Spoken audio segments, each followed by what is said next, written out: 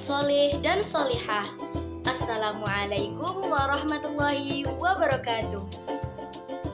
Bagaimana kabar anak-anakku? Semoga senantiasa diberi kesehatan dan dalam lindungan Allah Subhanahu wa Ta'ala. Kembali lagi kita belajar dari rumah bersama Ibu Wafik Azizah dalam mata pelajaran Ushul Fikih 2. Hari ini kita akan membahas tentang lafaz dari segi kandungan maknanya. Sebelum kita memulai pelajaran kita hari ini, alangkah baiknya kita berdoa terlebih dahulu agar ilmu yang kita dapatkan akan bermanfaat bagi diri kita dan kita akan mendapatkan keberkahan. Berdoa dimulai. A'udzu billahi minasyaitonir rajim. Bismillahirrahmanirrahim.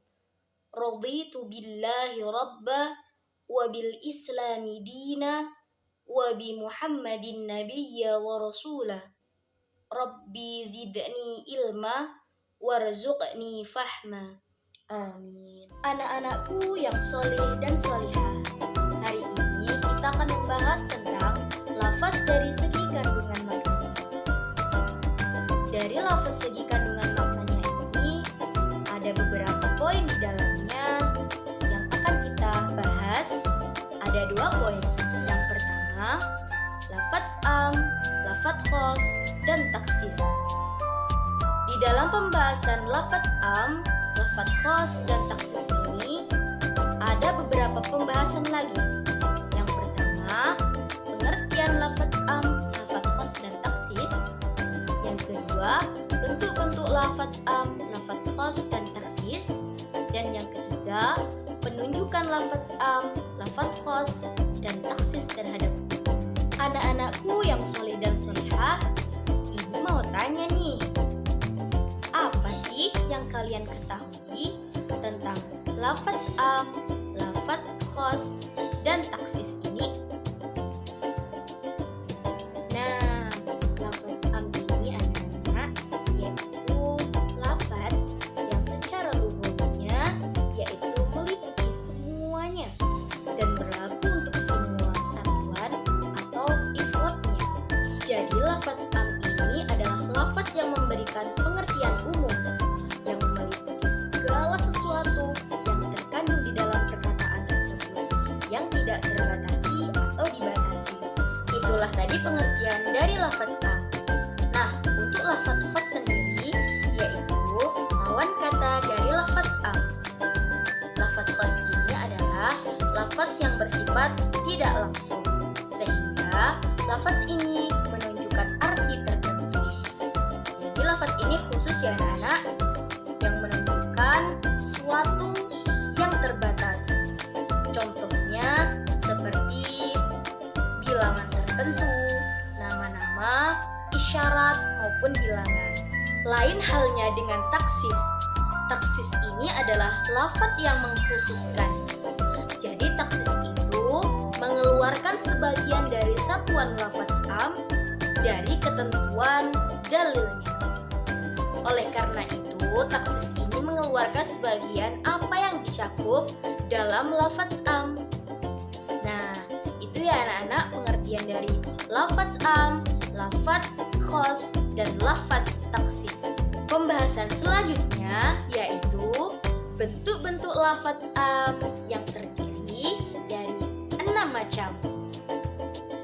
Untuk mengetahui bahwa lafaz tersebut lafaz am, yaitu kita bisa melihatnya dengan cara melihat bentuk-bentuknya. Ibu akan memberi contoh. Yang pertama dengan menggunakan lafaz kulli atau tiap-tiap, dan juga jami atau segala atau keseluruhan. Contohnya terdapat dalam Al-Quran surah Ali Imran ayat 185 yang berbunyi kullu nafsin dha'iqatul maut, yang artinya tiap-tiap yang berjiwa ataupun bernyawa akan mati. Contoh yang kedua yaitu Al-Quran surah Al-Baqarah ayat 29 yang berbunyi Huwallazi khalaqalakum ma fil ardi jami'a, yang artinya dialah Allah yang menjadikan untukmu segala yang ada di bumi secara keseluruhan ataupun jami'an. Nah, qarinah dari lafaz tersebut antara kulli dan juga jami', keduanya mencakup seluruh satuan yang tidak terbatas artinya maupun jumlahnya. Nah, itu contoh dari lafaz am. Ada beberapa bentuk-bentuk yang lain, yaitu seperti kata benda tunggal maupun lafaz mufrad. Yang ketiga ada bentuk kata jamak atau plural. Yang keempat ada isim mausul atau kata sambung. Yang kelima isim-isim asma al-i'syar, isim isyarah, kata benda yang mengisyaratkan seperti kata ma, man, dan in maupun sebagainya. Yang terakhir ada bentuk isim nakirah. Baiklah anak-anak, selanjutnya yaitu bentuk-bentuk lafaz khas. Lafaz khas ini yaitu suatu lafaz nas yang dikategorikan kepada al-khas bila lafaz tersebut diungkapkan dalam bentuk dan karakteristik sebagai berikut.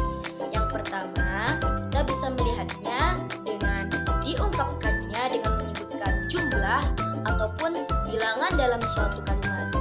Yang kedua, kita bisa melihatnya jika lafaz tersebut menyebutkan tentang nama seseorang, jenis, golongan, maupun nama sesuatu.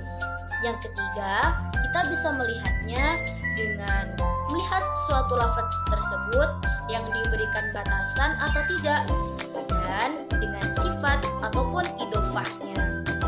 Selanjutnya yaitu bentuk-bentuk taksis. Bentuk-bentuk taksis ini terbagi menjadi dua, yaitu taksis muttasil dan taksis munfasil. Taksis muttasil ini adalah taksis yang terhubung, di mana taksis muttasil ini terbagi menjadi 4 bentuk, yaitu yang pertama pengecualian atau istisna, yang kedua syarat, yang ketiga sifat, dan yang keempat tujuan. Contoh dari bentuk taksis muttasil ini yaitu dari bentuk sifatnya dalam Al-Quran surah An-Nisa ayat 25 yang menjelaskan bahwasanya kata al-mu'minatu yaitu adalah bentuk naat ataupun kata sifat. Yang kedua yaitu taksis munfasil. Taksis munfasil ini adalah taksis yang terpisah. Taksis munfasil ini terbagi menjadi 4 bagian, yaitu yang pertama mentaksis Al-Quran dengan Al-Quran, yang kedua mentaksis Al-Quran dengan As-Sunnah, yang ketiga mentaksis As-Sunnah dengan Al-Quran, dan yang terakhir mentaksis As-Sunnah dengan As-Sunnah. Contohnya, kita akan mencoba mentaksis Al-Quran dengan Al-Quran dalam Al-Quran surah Al-Baqarah ayat 228 yang menjelaskan bahwasanya wanita yang bercerai harus iddah atau 3 kali quru. Kemudian ditaksis dalam surah Al-Ahzab ayat 49 yaitu wanita yang bercerai belum pernah dikumpuli, tidak ada masa iddahnya. Jadi dapat dikatakan taksis munfasil. Nah, itulah tadi bentuk-bentuk dari lafaz am, lafaz khos, dan juga lafaz taksis. Selanjutnya kita akan membahas tentang penunjukan lafaz am, lafaz khos, dan taksis. Kita akan membahas satu persatu. Yang pertama, penunjukan terhadap lafaz am. Penunjukan lafaz am ini dikemukakan oleh 2 ulama. Yang pertama dari Hanafi, yang kedua dari jumhur ulama. Menurut Hanafi ataupun Imam Hanafi, lafaz am ini adalah salah satu lafaz yang bisa dikatakan qat'i karena lafaz tersebut mesti diposisikan terlebih dahulu sebagai lafaz am dan tidak tidak ditaksis sampai ada keterangan dalil yang mentaksisnya.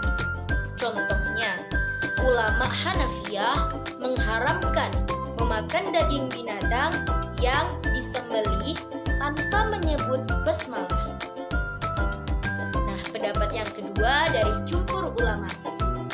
Dolalah lafaz am ini menurut jumhur ulama yaitu zoni, yaitu ketika setiap lafaz am memiliki kemungkinan untuk ditaksis itu, menurut Imam Syafi'i berpendapat bahwasanya lafaz am tersebut zoni.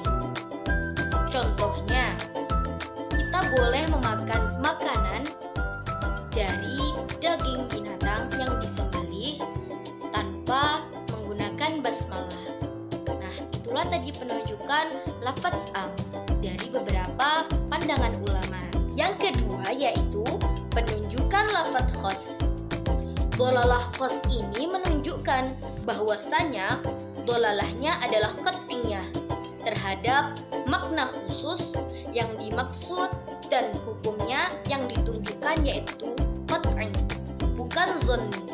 Selama tidak ada dalil yang memalingkannya kepada makna yang lain. Contohnya di dalam Al-Quran surah Al-Baqarah ayat 196, di dalamnya terdapat lafaz salasah, itu adalah penunjukan lafaz khos. Jadi harus ditakwilkan kepada makna lain. Yang terakhir yaitu penunjukan taksis. Penunjukan taksis ini bila ada sesuatu hukum datang dalam bentuk am, maka diamalkannya hukum tersebut menurut keumumannya, kecuali bila ada dalil yang menunjukkan adanya taksis. Nah, penunjukan taksis ini terbagi menjadi 3, yaitu yang pertama, taksis dengan nas, taksis dengan akal pikiran, dan yang terakhir, taksis dengan adat. Nah, itu ya teman-teman, ada 3 pembagian dari penunjukan taksis. Anak-anakku yang ibu sayangi dan ibu cintai, tidak terasa waktu berjalan begitu cepat sehingga pembelajaran kita hari ini telah selesai. Jikalau ada yang ingin bertanya, langsung saja di list di kolom komentar ya anak-anak. Nah, untuk lebih khidmatnya lagi, sebelum kita tutup pembelajaran kita hari ini, alangkah baiknya kita berdoa sesudah belajar. Berdoa dimulai. A'udzu billahi minasy syaithanir rajim. Bismillahirrahmanirrahim. Wal ashri innal insana lafi khusr illal ladzina amanu wa 'amilus shalihati wa tawashaw bil haqqi wa tawashaw bis sabri. Shadaqallahul azim. Anak-anakku yang solih dan solihah, itulah tadi pembelajaran kita hari ini. Semoga kita dapat bertemu lagi dalam mata pelajaran selanjutnya. Apabila ibu ada salah kata dalam pengucapan, dalam menyampaikan juga, ibu mohon maaf ya anak-anak. Ibu akhiri, wabillahi taufiq wal hidayah. Wassalamualaikum warahmatullahi wabarakatuh.